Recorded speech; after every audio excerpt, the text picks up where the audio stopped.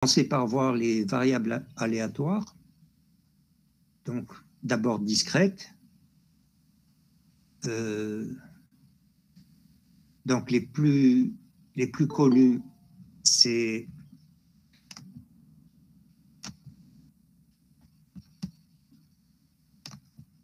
Zeki, j'accepte. Donc, les plus connus, on a vu la loi binomiale.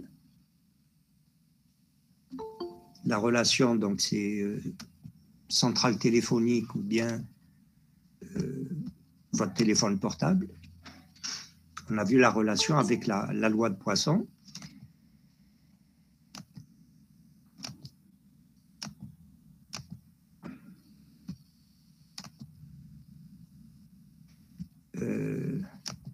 Ensuite, il y a la loi géométrique. Donc, la loi binomiale, c'est la loi du nombre de succès lorsqu'on fait n expériences aléatoires. Et la loi de Poisson, c'est la limite, lorsque n est grand et p est petit, de la loi binomiale.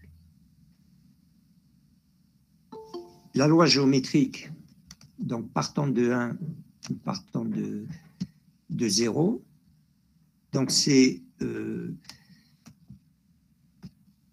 la loi du nombre d'échecs avant d'obtenir un succès pour la première fois, ou la loi du nombre d'échecs avant un premier succès. Bon, ça c'était pour les lois discrètes. Lorsqu'on parle de loi discrète, c'est que l'ensemble des valeurs possibles est discret, fini ou dénombrable. Ensuite, on a vu donc les lois continues. La loi continue la plus connue, c'est la loi uniforme sur AB. Donc la voici. Donc elle vaut 0 partout. Donc la densité petit f de x vaut 0 partout, sauf sur l'intervalle AB où elle est constante et elle vaut 1 sur b moins a. La fonction de répartition, c'est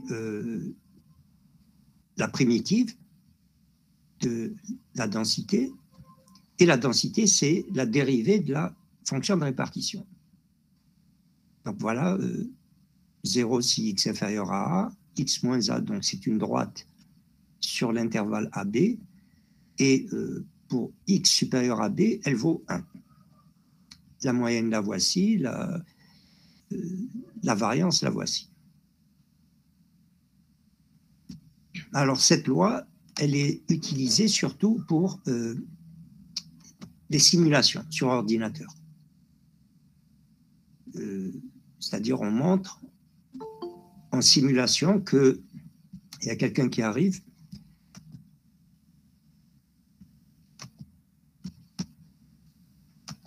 J'accepte. Pour simulation sur ordinateur, c'est-à-dire on montre que à partir de la loi uniforme, en générant des réalisations de la loi uniforme sur l'intervalle 0,1, on peut générer des réalisations de n'importe quelle loi de probabilité. Alors, la génération de réalisation de la loi uniforme sur 0,1, ça se fait avec des instructions de type rand ou random. Donc ici, j'ai écrit, c'est comme ça que ça se passe dans en cryptologie, par exemple, ou bien pour les jeux vidéo, donc c'est générer des lois uniformes.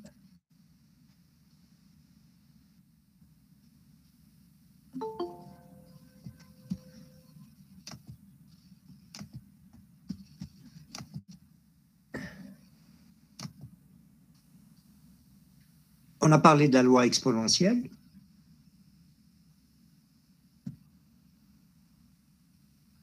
et un petit peu de la loi normale. Alors, la loi normale, je vous avais donné juste l'expression, donc la voici.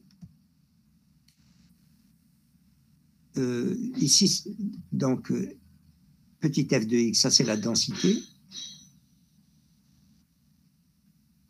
Alors, petit m, elle a deux paramètres, petit m et sigma. Petit m, c'est la moyenne, l'espérance mathématique. Et sigma au carré, c'est la variance. La fonction de répartition, la voici, donc c'est l'intégrale, c'est la primitive. Bon, sauf que on ne sait pas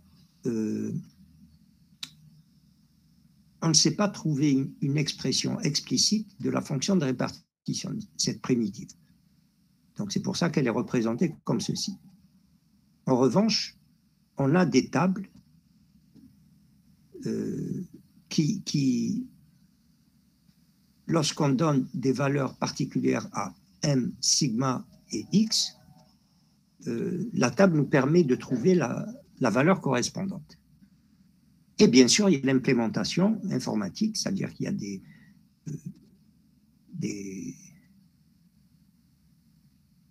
instructions, c'est-à-dire tout dépend avec quel logiciel ou langage informatique vous travaillez, mais il y a toujours une instruction qui vous permet de calculer, soit si vous donnez x, on vous donne la valeur de f de x, soit si vous donnez la valeur de f de x, elle vous donne la valeur x, c'est-à-dire l'inverse. Oui, je voulais faire une petite remarque par rapport à une question d'un étudiant lorsqu'on a fait le cours en présentiel. Alors, il me posait la question, est-ce que il voulait que je lui parle des équations de Navier-Stokes qui sont utilisées en aéronautique. Alors, je lui ai répondu,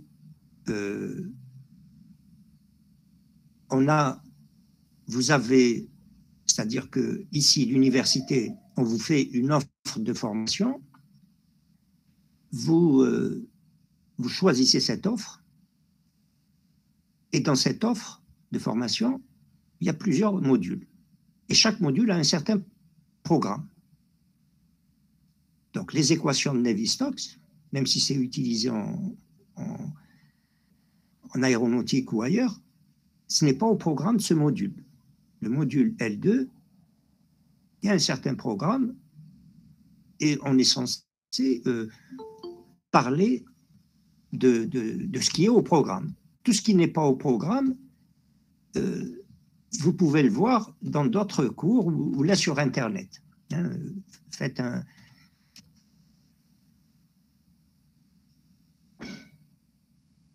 Si on parle de l'esprit du LMD, bon, on ne peut pas l'appliquer parce qu'il y a beaucoup d'étudiants. C'est-à-dire il y a 1 800 000 étudiants au niveau national, il y a 100 universités, parce que l'esprit du LMD, c'est quoi? C'est que, en théorie, hein, et on ne peut pas l'appliquer ici, en Algérie, à cause du nombre. 1 800 000 étudiants, 100 villes universitaires, sans compter les écoles, etc. S'il y avait moins d'étudiants, peut-être, c'est-à-dire que le principe du LMD, c'était le suivant. L'étudiant, lorsqu'il rentre avec le bac à l'université, il choisit lui-même son propre parcours. C'est-à-dire, il choisit, il regarde, il va surfer sur les cours existants, et il va choisir, tiens, en fonction de son projet dans la vie, il va dire, tiens, moi, je veux faire tel module, je veux faire tel module, je veux faire tel module. Mais bon, ça, c'est... Et ensuite, il construit son cursus. Donc, s'il veut aller faire Navier-Stokes, il pourrait le faire. Mais avec un grand nombre d'étudiants, ce n'est pas possible. Ça ramène à une question qui l'an passé, par exemple, c'est arrivé à plusieurs reprises. Dès le premier cours, il y a un étudiant qui dit « j'ai rien compris, on n'a rien compris ». Je lui dis d'abord, il ne faut pas dire « on n'a rien compris ». Il dit « je n'ai pas compris » et « qu'est-ce que tu n'as pas compris ?» Et là, je peux répondre. À la question « on n'a pas compris », je ne peux pas. Je ne peux pas répondre. Mais à la question « je n'ai pas compris ceci », là, je peux répondre. Et j'explique un petit peu comment se passe un enseignement. Moi, j'ai une façon de présenter les choses pour une centaine d'étudiants, ou moins. Chaque étudiant a sa propre manière de comprendre. Donc, il faut que durant le semestre, j'apprenne, moi d'abord, à travers vos questions, qu'est-ce que vous ne comprenez pas, et chaque étudiant, avec sa propre manière de comprendre, comprenne comment je présente les choses. Et ensuite, il y a une harmonie, ensuite c'est l'examen. Et l'examen, les notes seront en fonction de la compréhension mutuelle. Donc ceci, c'était une parenthèse.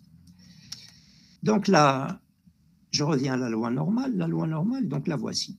Donc l'expression est peut-être complexe, mais c'est une fonction très, très, très facile.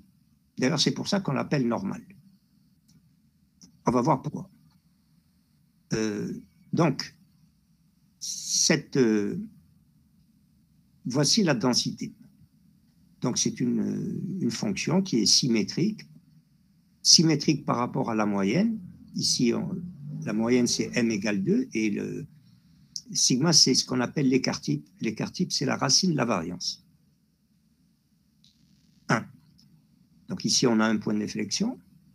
Si vous vous rappelez, vous avez étudié les fonctions en terminale et également en première année d'université. Donc, l'écart, ici, par rapport à la moyenne, c'est sigma, justement l'écart type. Donc, 1.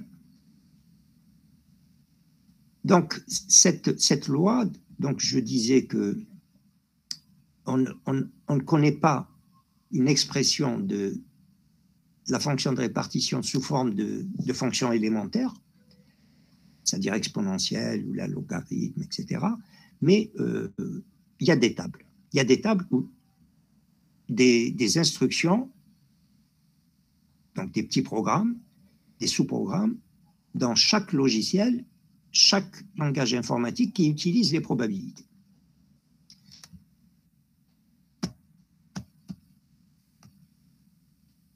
Donc, voici quelques propriétés de... Donc, ici, sur cette courbe, la probabilité que x supérieur à a, c'est 0, voilà, et la probabilité pour que x compris entre 0,68. Donc, les tables, elles permettent, ou les instructions informatiques, permettent de faire ces calculs. On va voir un exemple avec Excel, par exemple.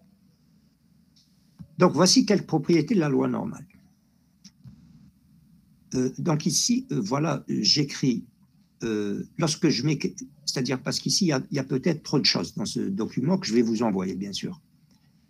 Ce qu'il faut savoir, c'est ce que je coche en vert. Ce qui est en rouge, vous n'êtes pas obligé de le regarder, sauf ceux qui veulent approfondir les choses. Donc, la moyenne, c'est petit m, la variance, c'est sigma au carré. Ensuite, on peut parler du mode. Le mode, c'est la valeur qui correspond à la plus grande valeur de la densité. Donc ici, c'est 2, égal à la moyenne. La médiane, c'est ce qui partage la fonction en 2. C'est-à-dire de telle sorte que à gauche, c'est 1,5 et à droite, c'est 1,5.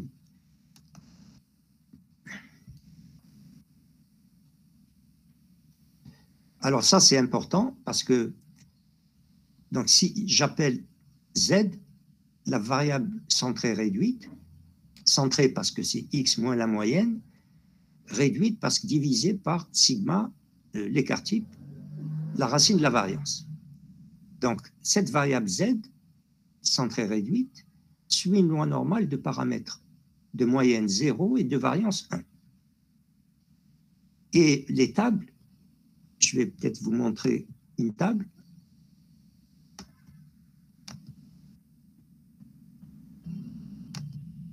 Voici une table de la fonction de répartition de la loi normale standard, on l'appelle, donc de moyenne 0 et de variance 1.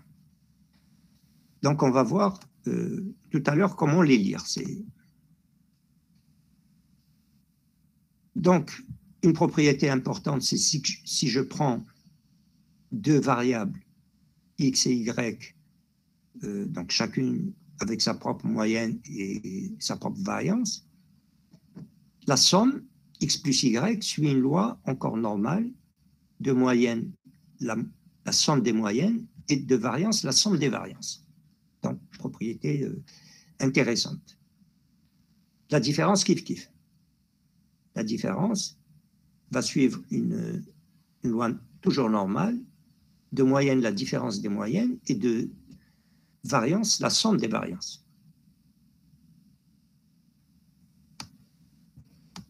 Voici l'expression de la loi normale standard. Donc, la moyenne, c'est 0, et donc, grand phi de x, c'est la fonction de répartition. Petit phi, c'est la densité. Donc, si on a, donc dans les exercices, vous aurez des questions du type trouver la probabilité pour qu'une variable, grand X, prenne ses valeurs dans l'intervalle AB. Donc, X supérieur à A, inférieur à B. Une propriété justement intéressante de la fonction de répartition, c'est que c'est f de B moins f de A. Pour une loi de paramètres, une loi normale de paramètres petit m sigma. Et on montre que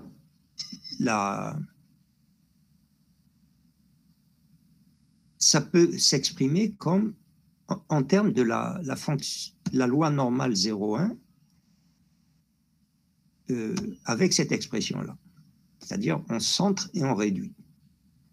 On centre, donc B moins la moyenne, petit m, divisé par sigma, mais phi, c'est la loi normale de moyenne 0 et de variance 1. Donc voilà, on a cette expression. Donc connaissant, grâce aux tables ou aux instructions logicielles, les valeurs pour la loi 0,1, on est capable de trouver de calculer des expressions de ce type-là grâce aux tables et aux instructions logicielles. On va voir tout de suite. Donc, pour la loi normale 0,1, donc elle a toujours l'allure suivante. Voilà. On parle de courbe de Gauss. Donc, c'est une allure en forme de cloche. Bon, sauf que pour la loi 0,1, elle va être centrée en x égale 0. Donc, elle sera symétrique par rapport à l'axe des ordonnées, x égale 0. Et donc, à gauche de 0, c'est 1,5, et à droite, c'est 1,5. Et la courbe totale, c'est 1. C'est-à-dire, si on prend la surface de la courbe 0,1, ça sera 1. Ensuite, les tables et les instructions logicielles, en général, elles ne donnent les valeurs que pour les valeurs de x positives. Maintenant, si pour les valeurs négatives, on a cette formule, phi de moins x, pour une valeur de x positive, c'est simplement 1 moins phi de x. Et puis, phi de l'infini, c'est 1. C'est-à-dire la surface totale de la courbe, c'est 1. Pour la loi, 0,1. Ici, si on prend des valeurs, une suite de variables aléatoires indépendantes de A2, de loi normale M, donc de même moyenne, non, de moyenne, ici, c'est MI, et de variance sigma I au carré. Et si on prend des nombres alpha I, des nombres réels positifs, tels que leur somme soit égale à 1, alors la variable pondérée, alors ici, il y a une erreur, donc voilà, je ne sais pas si vous lisez, il faut lire la somme I égale 1 à n, alpha I multiplié par xi.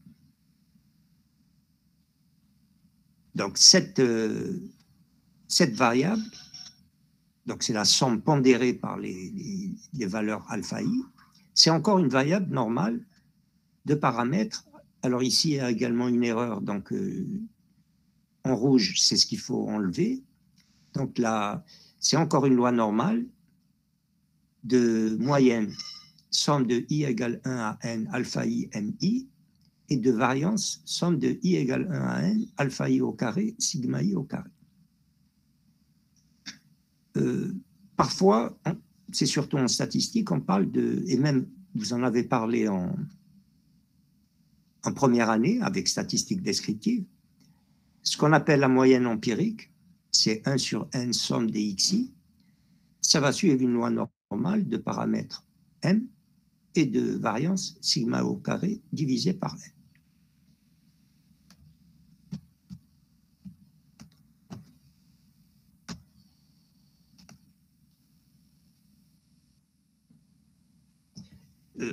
En fait, ici, en 9, je fais une petite remarque, c'est que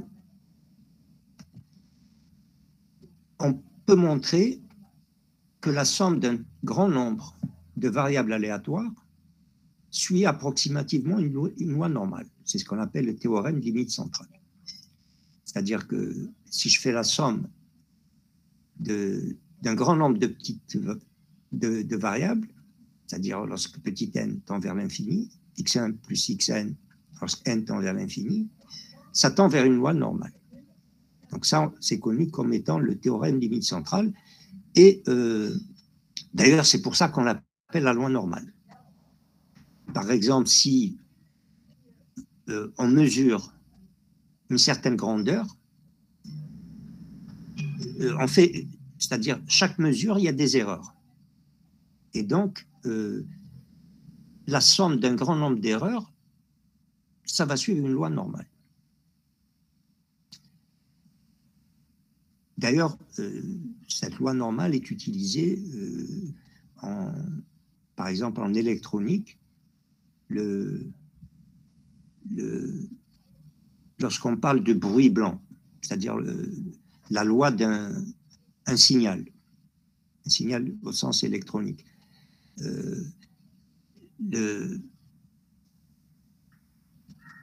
Lorsqu'on l'approche, on peut faire des erreurs. Donc, on prend une certaine loi, une certaine fonction, plus ce qu'on appelle un bruit blanc. C'est un processus d'erreur qui suit une loi normale, de moyenne nulle. Donc, voici ici quelques densités de loi normale pour différentes valeurs.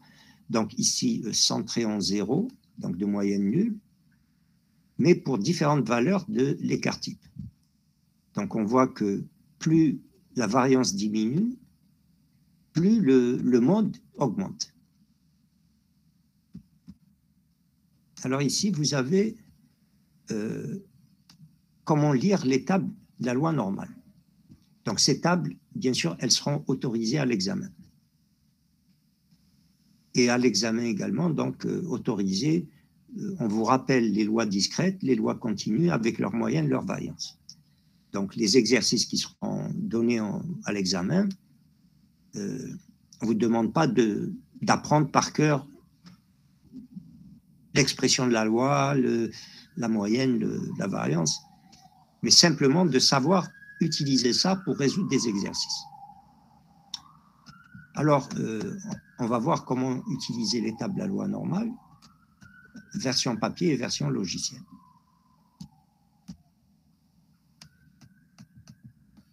Donc, supposons que X suit une loi normale de moyenne 1 et de variance 4. Alors, Y, donc la variable centrée, donc moins la moyenne divisée par l'écart type, la racine de la variance, va suivre une loi 0,1. Et les tables de la loi normale sont disponibles. Donc, qu'est-ce qu'on fait? Si on vous demande de calculer la probabilité pour que X inférieur à 1,5, on va centrer réduire, c'est-à-dire 1,5 moins 1, la moyenne, divisé par 2 l'écart type, la racine de la variance. Donc, Y, où Y suit une loi normale de moyenne 0 et de variance 1. Donc, c'est la probabilité pour que cette variable centrée réduite soit inférieure à 0,25. Et on va aller sur la table. Voici la table. Alors, je vais vous montrer un petit peu, parce que les tables, elles peuvent être différentes. Donc, leur lecture, c'est... en général, vous avez un petit schéma comme ça, à gauche de la table, qui vous montre comment lire la table. Bon, ici, par exemple, phi, donc c'est la... Voici sa densité. Phi de 1,64, par exemple. Donc ici, à droite, vous avez l'expression, pour vous dire que c'est la fonction, la loi normale 0,1, donc qui donne les valeurs uniquement pour x positif. Et si vous voulez, pour les valeurs négatives, ça sera 1 moins phi de x. Donc la table ne vous donne que pour les valeurs positives. Et on vous donne généralement un exemple. Alors phi de 1,64, comment on le lit? Donc ici, on va à... Donc ici, regardez, vous avez les valeurs de x. Alors ici, dans cette première case, c'est 0. Ici, c'est 0,5. Ah, tiens, pourquoi? Oui, 0,5. Parce que la probabilité pour que x inférieur à 0, c'est 1,5. C'est une propriété de la... Elle est symétrique, c'est-à-dire la surface totale, c'est 1. La probabilité pour que x négatif, c'est 0, c'est 0,5, 1,5. La probabilité pour que x supérieur à 1,5, c'est supérieur à 0, c'est 1,5. La surface totale, c'est 1. Elle est symétrique par rapport à la droite x égale 0. Donc, à gauche, c'est la surface totale à gauche, c'est 1,5, et la surface totale à droite, c'est 1,5. Donc, phi de 1,64, alors 1,64, on va le trouver ici. Donc ici, vous avez 1,6, 1,6 ici, 1,61, 1,62, 1,63, 1,64. Donc la valeur cherchée, c'est 0,94 950. Voilà. Et si vous cherchez à calculer f de moins 1,64, c'est 1 moins 7, voilà, donc 0,0505. On revient à notre exemple. Nous, on cherche à calculer la probabilité pour que Y inférieure à 0,25. Donc, on va sur la courbe, sur la table. 0,25,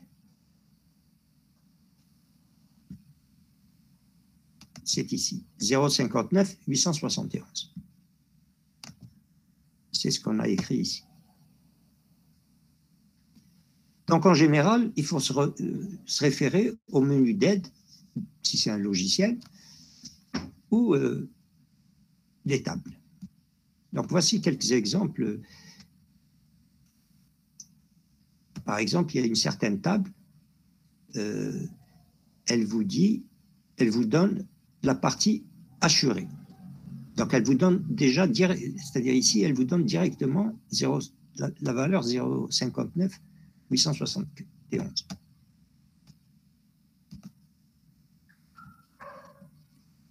Certaines tables sont comme ceci. Au lieu de vous donner la probabilité que Y soit inférieur à 0,25, elle vous donne la probabilité que Y soit supérieur à 0,25. C'est-à-dire, elle vous donne cette surface assurée. Dans ce cas-là, il faut modifier un petit peu les choses. Donc,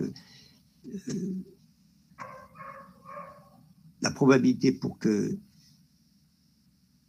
Y inférieur à 0,25, c'est 1 moins la probabilité pour que Y soit supérieur à 0,25.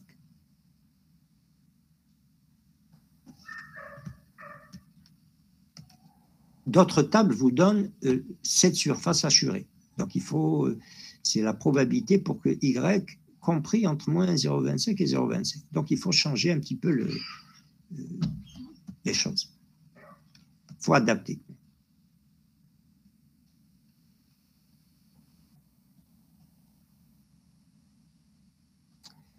Alors, version logicielle, ici, j'ai pris Excel. Alors, sur Excel, il faut voir le menu d'aide, mais en tout cas, voilà comment ça donne. Donc, loi normale X, M, sigma, C, c'est la syntaxe.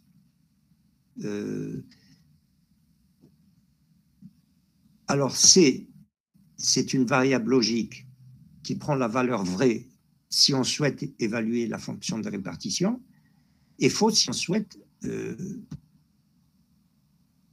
la valeur de la fonction de densité, c'est-à-dire la dérivée.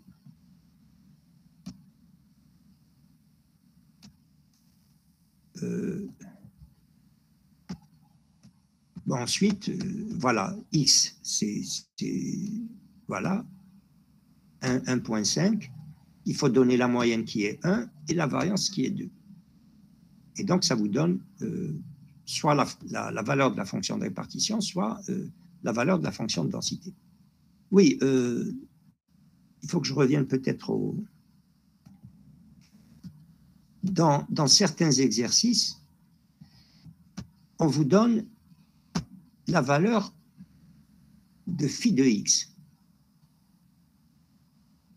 C'est-à-dire, on vous donne 0,9495. Et on vous demande la valeur de x, c'est-à-dire l'inverse. Donc, qu'est-ce qu'il faut faire? Il faut aller chercher 0,94 950. Le voici. Donc, on vous a donné cette valeur-là. Et on vous demande la valeur de x. Donc, la valeur de x, vous la trouvez à l'intersection, donc 0,6. Et vous allez vous remonter en haut, 1,6, 1,64. Donc, c'est l'inverse.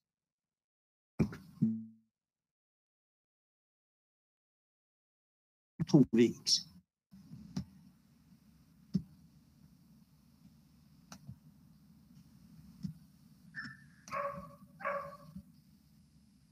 Donc voilà, donc en mathématiques par exemple, vous avez, voici la syntaxe, normal distribution 1, 2, il faut donner la moyenne de la variance. Et ensuite, pour trouver la valeur de phi de x, phi de 1,5, CDF Donc, c'est une instruction. Vous donnez la distribution. Donc, elle a été donnée ici.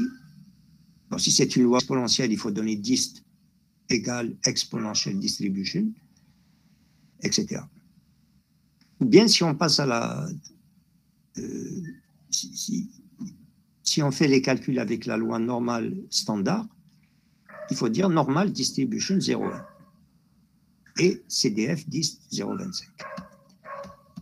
Donc, chaque langage, chaque logiciel a sa propre syntaxe. Alors, voici un exemple d'exercice qu'on peut vous donner. Voilà, donc...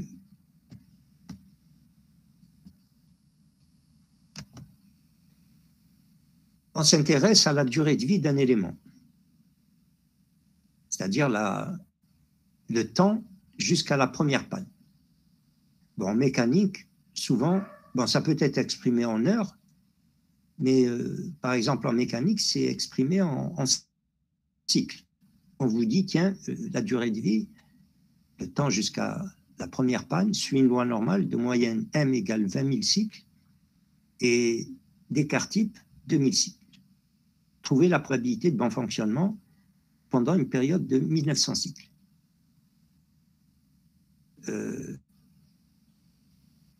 Bon, pour l'instant, je ne parle pas de... Je supprime ça.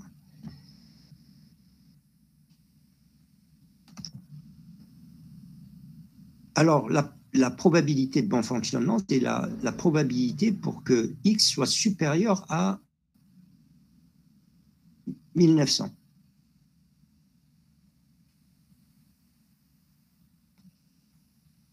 Et donc, c'est la probabilité pour que z, la variable centrée réduite, soit supérieure à 1900 moins 2000 sur 2000. Donc, probabilité pour que z supérieure à moins 0,5. Phi de 0,5, on va le lire sur la table. Bon, la table, il n'y a pas les valeurs négatives, donc on va dire c'est 1 moins phi de 0,5. Et on trouve cette valeur-là dans la table. Donc, voici un exemple d'exercice. Donc, vous avez un problème, on formule un problème physique.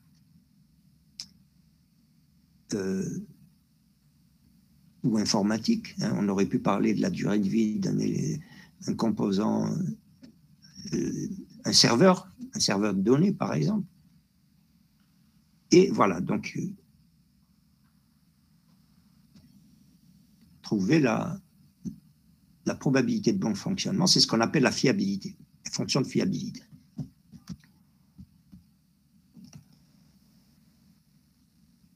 La loi exponentielle, donc, on a donné également c'est la loi de cette variable aléatoire.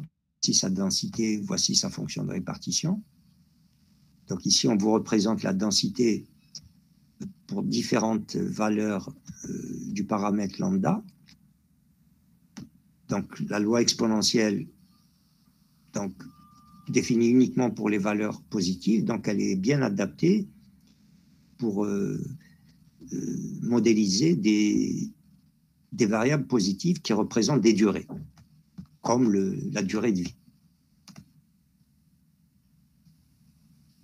Alors ici, on vous donne sa moyenne, c'est 1 sur lambda, donc peut-être vous allez voir ça en TD, comment il y a quelques exercices qui sont prévus pour calculer la moyenne, m au carré, c'est-à-dire l'espérance des carrés, x au carré,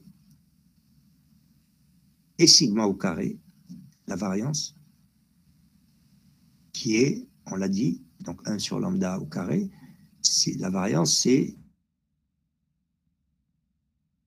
la moyenne des carrés moins.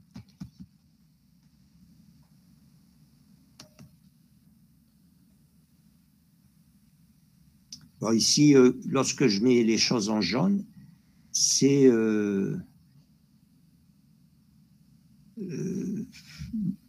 Bon, il y a un exercice sur l'interprétation de la loi exponentielle.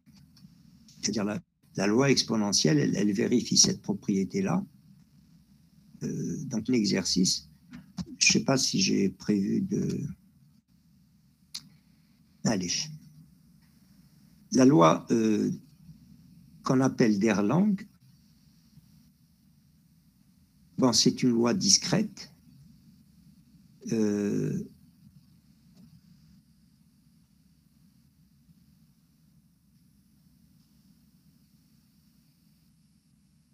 Voici son expression.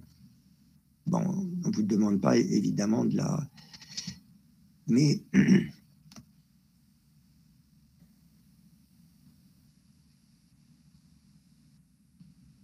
donc elle a été utilisée pour modéliser les...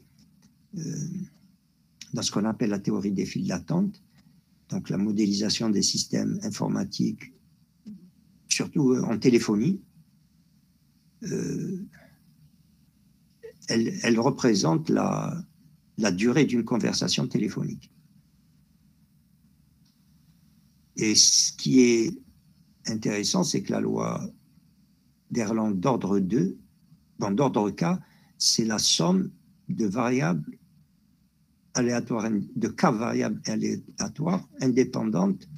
Chacune d'elles suit une loi exponentielle de même paramètre lambda.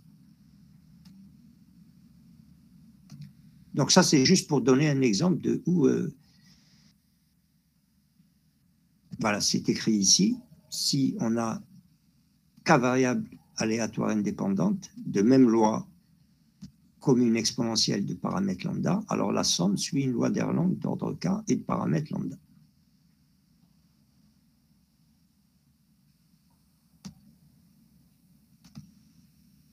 Alors un exemple où est-ce qu'elle est utilisée, c'est ce qu'on appelle les modèles de choc. On suppose que la panne d'un système se produit dès qu'il a subi K choc. Hein, par exemple, si on prend les avions, les pannes se produisent généralement au décollage ou à l'atterrissage. Donc, généralement à l'atterrissage, puisqu'il y a un choc. Généralement, en vitesse de croisière, il n'y a pas de... les pannes ne peuvent pas se produire.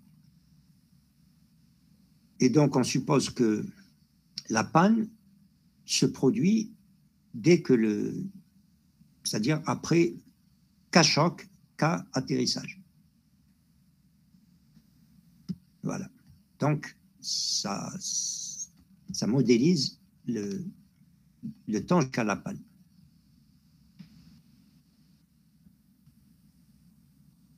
Bon, ensuite, il y a d'autres lois, comme la loi gamma. Bon, on ne va pas trop on vous la donne pour ceux qui... Alors, la loi gamma, donc elle a deux paramètres alpha, bêta, donc c'est presque la loi d'Erlang, sauf que la loi d'Erlang, le paramètre alpha est entier. Alors, pour la loi gamma, c'est un paramètre réel. Donc, c'est la même expression, sauf que Erlang, c'est lorsque alpha égale k, un entier.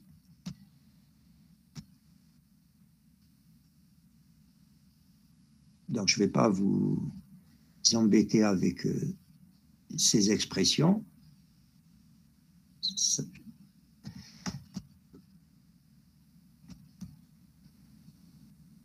Voilà. Il ne nous reste pas beaucoup de temps, mais je vais quand même commencer à parler de vecteurs aléatoires. Donc, on a parlé de variables, donc c'est une variable, mais dans la réalité, on peut s'intéresser à plusieurs, c'est-à-dire plusieurs variables. Et donc, plusieurs variables, par exemple, un individu, pris au hasard, il y a son poids, sa taille, son âge. Donc, trois variables. Si on s'intéresse au ménage, le revenu, la consommation. Et de façon technique, en vision ou traitement d'image, par exemple, l'image est caractérisée par un point dans l'espace avec la position dans l'espace plus la luminosité. c'est-à-dire le nombre de niveaux de grille. Donc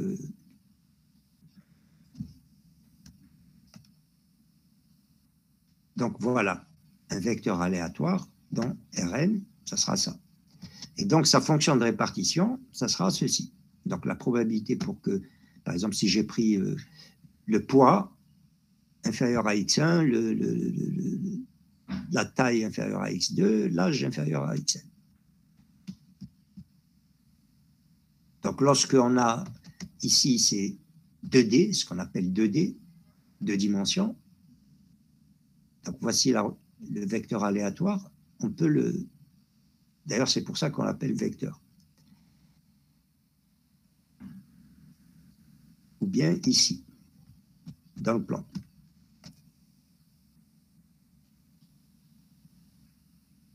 Donc, on peut s'intéresser à la fonction de répartition, la probabilité pour que x inférieur à x, y inférieur à y. Donc, en fait, cette probabilité, elle représente la surface qui est assurée ici. Donc, la fonction de répartition, elle représente la surface assurée.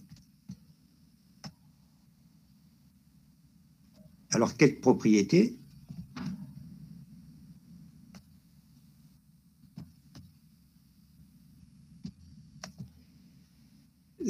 Si une des variables, si on met x ou y également à l'infini, c'est 0. Ça représente l'événement impossible. Si, voilà. Si on remplace x par plus l'infini, ça va me donner la fonction de répartition de la variable y toute seule.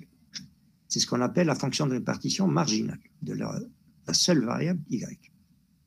Même chose, si y égale plus l'infini, ça va me donner la fonction marginale de la variable grand X toute seule. Et si on pose x plus y égale l'infini, ça va donner 1. C'est-à-dire c'est toute la surface. Et donc, c'est l'événement certain. Alors, quelle propriété? C'est que la fonction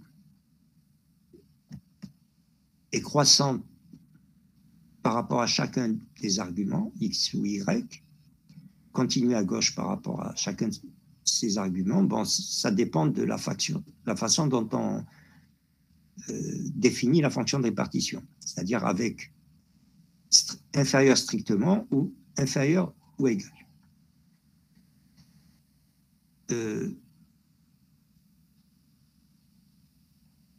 Souvent, dans les exercices, on va vous demander de calculer la probabilité pour que la composante x soit comprise dans l'intervalle AB et la composante y dans l'intervalle CD. Alors, on a cette formule-là.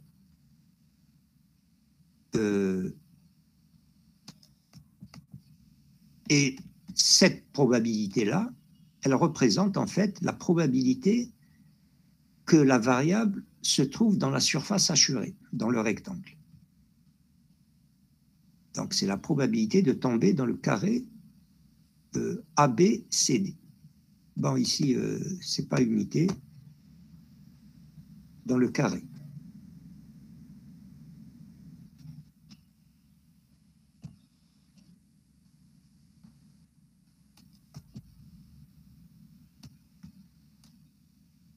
Bon, je vois que c'est pratiquement l'heure. Donc, je vais arrêter là. Ensuite, on essaiera de détailler pour le cas discret et le cas continu. Voilà, donc j'arrête là et j'attends vos questions. Par rapport à la fonction grand f de x, c'est la fonction, c'est petit phi ou grand phi qu'on utilise? Non, ici, ici pour Ça l'instant, dépend des fonctions.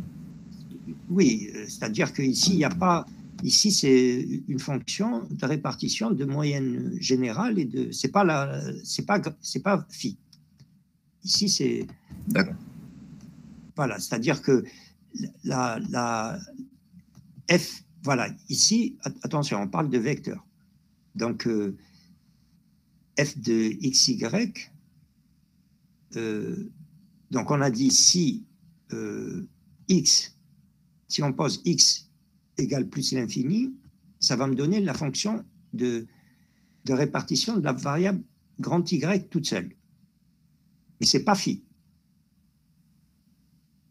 D'accord? D'accord. C'est-à-dire elle peut avoir une moyenne différente de 0 et une variance différente de 1.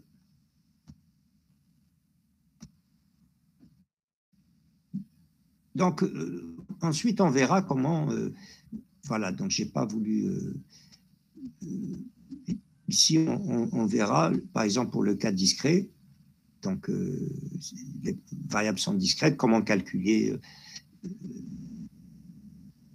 les densités et fonctions de répartition. Et on va voir un exemple, on va voir ça sur un exemple. Dans l'exemple, par exemple, je lance 2D et je considère deux variables aléatoires, le nombre de fois où le 6 apparaît et Y, le nombre de fois où un nombre pair apparaît. Et ensuite, on va voir sur cet exemple comment calculer la densité et la fonction de répartition, et la moyenne, etc.